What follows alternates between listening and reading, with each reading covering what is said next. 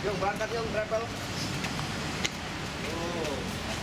Kekerasan seksual pada anak di bawah umur yang dilakukan oleh orang terdekat kembali terjadi. Di Palembang, seorang paman, Suhardi Mansyah, dibekuk polisi dari Subdit 4 PPA di Treskrimum Polda Sumsel.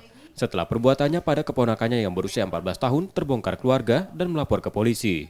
Tersangka melakukan kekerasan seksual pada korban sejak 2018 silam.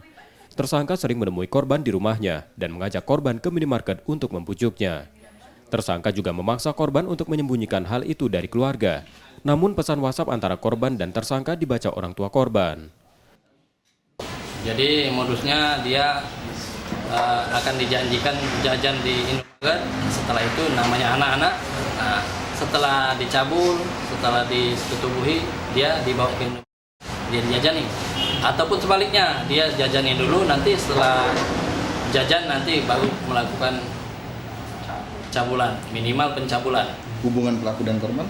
Hubungan pelaku dan korban, pelaku ini adalah paman dari korban, di mana posisinya si pelaku ini adalah adik ipar daripada ibu kandung korban.